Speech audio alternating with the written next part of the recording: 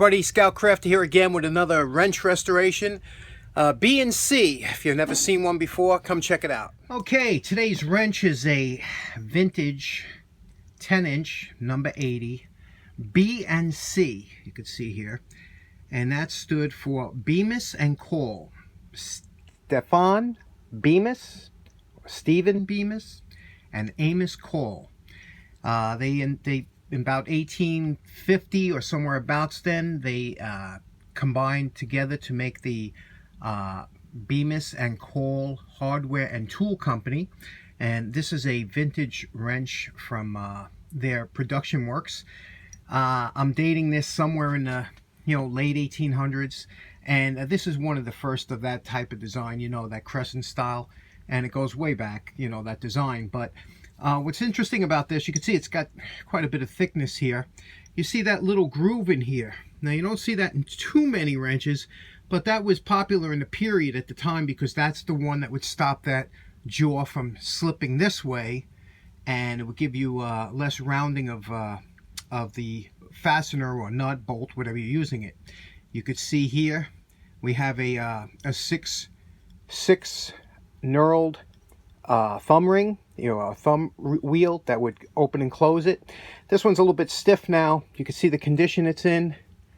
I mean, this thing is old, and it's deep rusted, and so deeply rusted that it almost has a patina to it. But this ain't the the kind of patina you want. You can see the thumb wheel has quite a bit of crud in it. It doesn't close all the way. I can only get it to close to about a quarter of an inch or so. And now I don't know if that's the way these wrenches were made or not. So what we're going to do is we're going to clean it up. Unfortunately, this thumb wheel, like many others, you can see, I don't know if there was a pin in there. Definitely don't look like there was a screw. What we're going to do is we're going to have to put it in a vinegar bath for a couple days, and then we'll deal with it from there. Okay, we have 3 days in a vinegar bath. Now we're going to put it into the baking soda and neutralize the acid. Now this was over 3 days in the vinegar bath, and then the baking soda bath to neutralize the acid. You could see it, we got a lot of the rust off, but I told you it gets like a crust on there. So I'm going to take it to the wire wheel. Now we got to see about this pin, if we can get that pin. We see the one side here. Now the other side is, we don't know if it goes all the way through. It could be hidden there. I see a little, it looks like something there. We're going to have to see. That's why the wire brush comes in handy.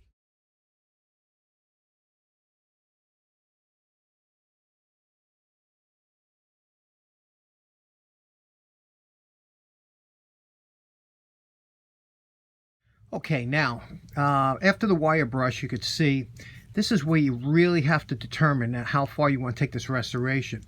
Now I could restore this wrench to better than new, but the problem is it's just too much work for the this is a $5 $10 wrench. It's not worth it. But right now what we're going to have to do, you see that little screw here?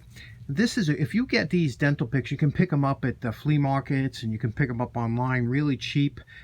These things are great. We're going to pick out here, you could see the screw here. We're going to have to pick out any residual rust or anything in there to make sure to get that screw. You see the dirt that's coming out of there? We're going to do that, and then we're going to try and get a little bit of heat on here, a little bit of penetrating oil, take that screw out, and then we can work on the wrench from there. Okay, here's where the work really pays off. We used the dental pick, picked out all that grease, then we heated it up and then put a little penetrating oil in there. Now we have, and this is important, you can't use a regular screwdriver.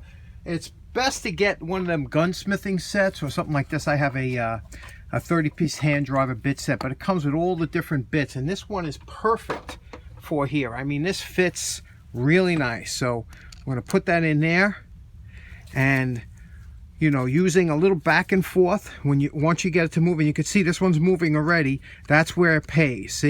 See how nice and easy that moves? Now we work that back and forth.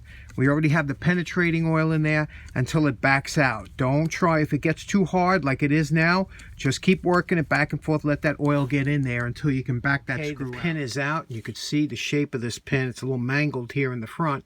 We cleaned it up, but we're going to have to straighten that out a little bit. Of course, we're going to have to readdress the back here to get this pin so that it's operational again. We'll file it down. We'll cut a new groove in there.